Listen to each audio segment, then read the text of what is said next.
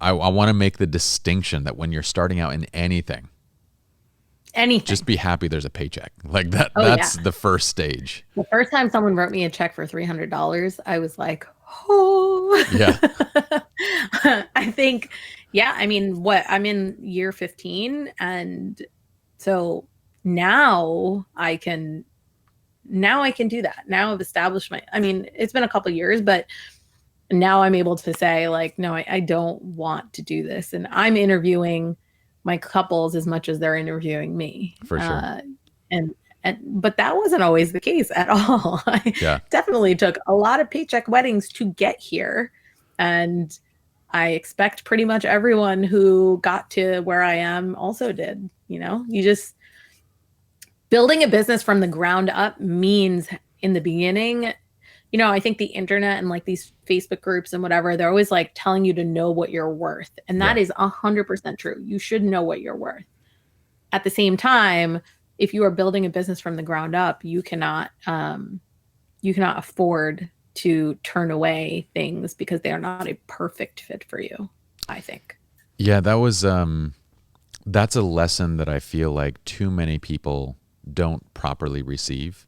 I have one example of, it was a husband and wife combo who wanted to go into editorial kind of fashion photography. And they had the opportunity, like this is when, you know, our business was nothing at the time. We were just coming up. We just got into our first studio. We're just experiencing some success. And I told them, I was like, you know, you could really learn quite a bit by going and taking, like I basically offered them a mentorship. So this is me coming to them and saying, look, I am completely willing, because we were neighbors at the time, to help mentor you in your business. And she flat out said, that's not something that really interests us. We just want to do it on our own type thing. And I go, okay, cool. So do they now know what they missed out on?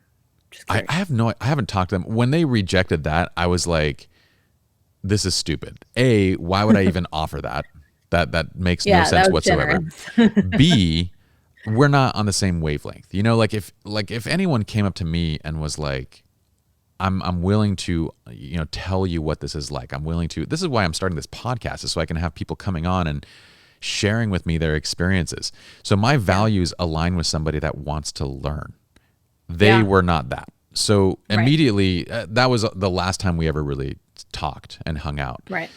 But she had this notion of like, I know what I'm worth. I'm worth $5,000. And at the time, we weren't even charging $5,000.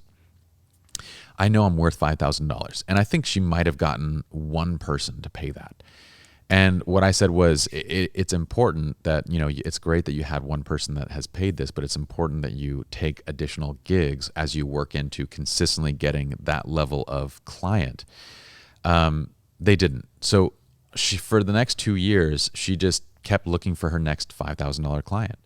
Her work didn't merit it. The fact that she got one was lucky. And so she just spent the next 2 years basically not doing anything, not working, not shooting, because she valued herself. And I was like, I think you missed the message in that whole I mean, notion. valuing yourself is one element of it, right? Then there's also, you know, economics and supply and demand. and there's how popular of a name are you? Who knows you? There's, you know, valuing yourself is one element. And I would never advocate for somebody to lose money on a job or not know the economics of their value. For example, you know, I know a lot of people who arbitrarily pick their prices. They don't know their cost of goods. They don't know how much a wedding costs them to shoot, because it costs you money to shoot a wedding. Yeah. And I think that's all important to know. But the thing that I tell people who ask me specifically about this kind of stuff is, my first wedding, yes, I charged $3,400 for my first wedding. And it was 8 hours and they got an album. Mm-hmm.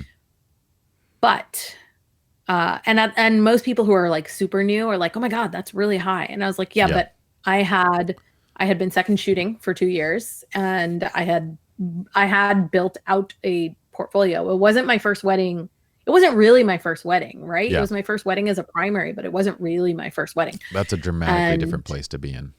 Right. And then even so, that 3,400, the way that I decided to increase my prices was not based on my personal assessment of my worth. It was based on what the market was sort of telling me. And so if I was booking too fast, I'd raise my prices. Yeah. If I was booking too full, I'd raise my prices. Yeah. And so I consistently raised my prices until now I'm at, 10 for the day, but like that 10 out the door for the day, like to start if I had get out of bed. But You're saying that your get out of bed rate now is $10,000.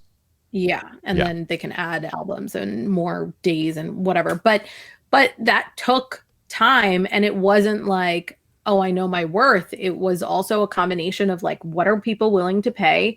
How do I make sure I make a consistent amount of money throughout the year? And there's other elements. Knowing your worth is important so that you don't give away your work all the time, because things do cost you money to shoot.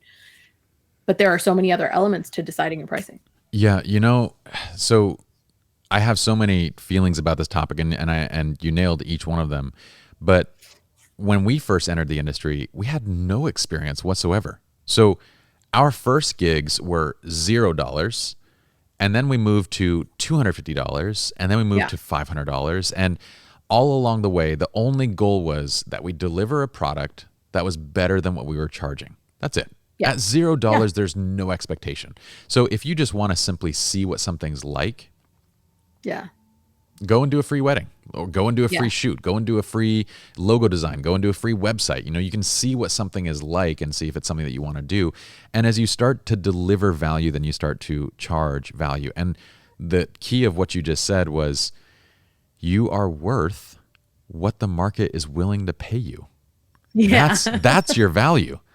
Yeah. Like, what the hell are people doing setting these weird arbitrary numbers that I'm worth $1,000 a day? And you're like, who's paid you $1,000 a day to do anything? Nobody, but I'm worth that.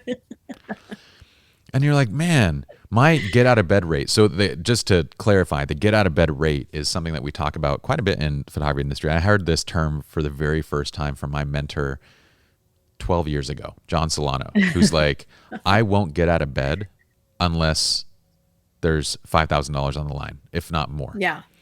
And that was the very first time that I'd ever heard that term. I was like, man, what a brilliant term. Like, what is the rate?